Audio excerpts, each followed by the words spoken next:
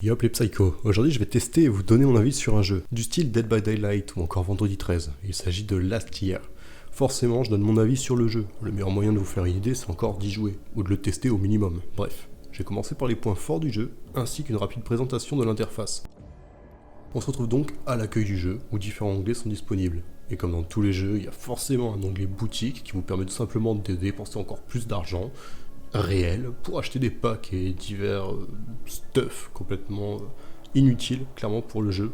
Je reste objectif, hein, ça sert à rien, c'est juste pour pouvoir vous la péter un peu avec un skin. Je ne m'attarde donc pas dessus. Le deuxième onglet, tout simplement la sélection des personnages, on en a 6. Le Chad, le beau gosse sportif, cliché des séries US, Nick, le nerd, tout autant dans le cliché, Sam, l'intellectuel, pas très belle, encore un cliché, Amber et son t-shirt princesse, Troy et Raj, parce que comme dans toutes les séries, il faut représenter les minorités, quitte à abuser encore plus dans le cliché, voilà. On peut donc personnaliser l'apparence de chaque personnage, et acheter diverses compétences sur l'onglet Arcanum grâce à l'argent remporté lors de nos parties. Je pense qu'on a tout dit pour l'écran d'accueil. Enfin non, il y a aussi la possibilité de jouer le tueur. Je vous le présente pas dans cette vidéo, à cause d'un point sur lequel je reviendrai quand je parlerai des défauts du jeu. Le premier point qu'on peut relever une fois rentré en game, c'est que le jeu est clairement pas dégueulasse, il est même agréable à regarder. Une fois la cinématique passée et la partie débutée, on va avoir le choix entre 4 classes. Contrairement à Dead by Daylight, où chaque personnage a ses propres compétences, là ce sera la classe choisie et non le personnage qui influencera votre partie. On retrouve donc une classe assaut qui permet tout simplement de faire de gros dégâts et de profiter d'une plus grande résistance.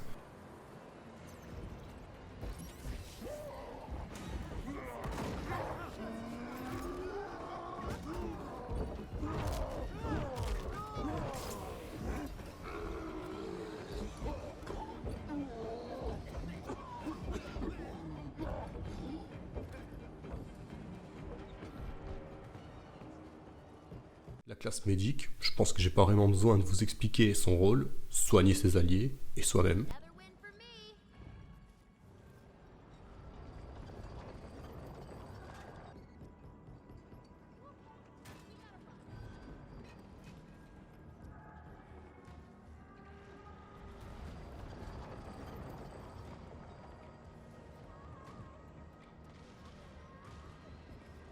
La classe scout, un peu plus complexe à jouer, elle a la capacité de repérer les pièges du tueur et d'aveugler à l'aide d'une flashlight.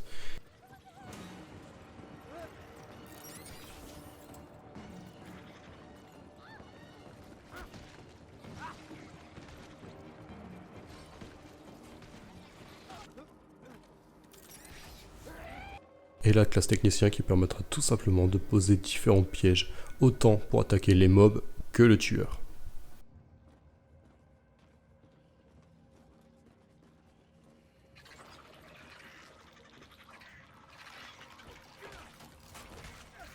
Tout au long de la partie, vous aurez la possibilité, je dirais même l'obligation, si vous voulez survivre, de fouiller des caisses et différents éléments de la map, qui vous permettront de crafter par la suite différents objets en trouvant des morceaux de fer. Et comme pour les compétences de base qui changent en rapport à la classe choisie, en début de partie, les objets craftés seront propres à chaque classe.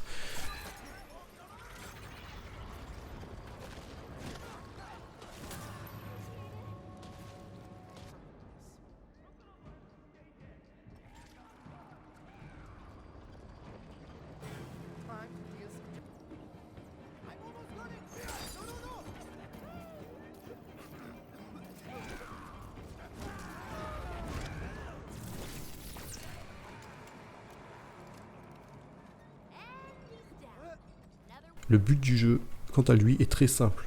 En tant que survivant, il va falloir remplir différents objectifs qui seront propres à la map sur laquelle vous vous trouverez. Ça ira d'alimenter en essence un des générateurs, à ouvrir ou forcer des portes, bref, il y aura plusieurs objectifs à accomplir tout au long de la partie. Une fois le dernier objectif accompli, vous aurez 1 minute pour rejoindre une issue de secours. Si vous passez la porte, la partie est gagnée.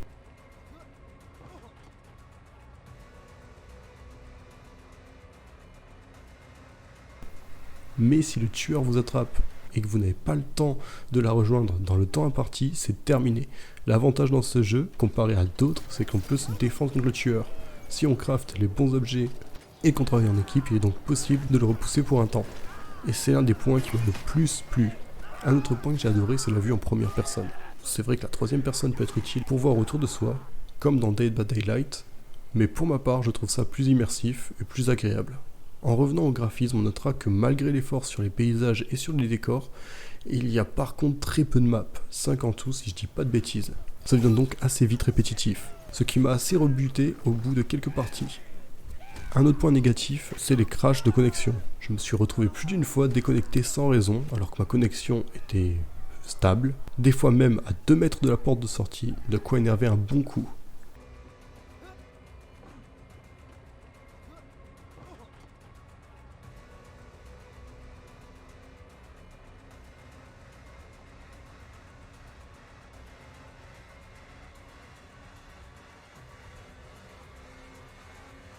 Et c'est aussi pour ça que je n'ai pas fait le rôle du tueur. Les files d'attente pour jouer peuvent être des fois très longues. Déjà en tant que survivant, je passe plusieurs minutes à attendre. Mais en tant que tueur, j'ai déjà passé plus de 20 minutes avant de trouver quelqu'un et une partie stable. Bref, pour conclure, je dirais que c'est un jeu intéressant. Il y a un petit truc dedans qui donne envie de jouer, mais en même temps, les crashs et le temps d'attente sont vraiment handicapants et par moments désespérants. Je pense que c'est un jeu qui peut être sympa, jouer en équipe ou avec des potes. Je l'ai testé en solo et pareil, ça devient vite lassant. C'est pas un mauvais jeu en restant correct, mais c'est pas non plus un chef-d'œuvre. J'espère que cette rapide présentation vous aura permis en tout cas de vous faire une idée sur le jeu. Moi les amis, je vais vous laisser. Je vous souhaite une très bonne soirée ou journée. N'hésite pas à t'abonner si c'est pas déjà fait pour me soutenir. Partager à tes amis, commenter, aimer si ça t'a plu. Bref, ciao.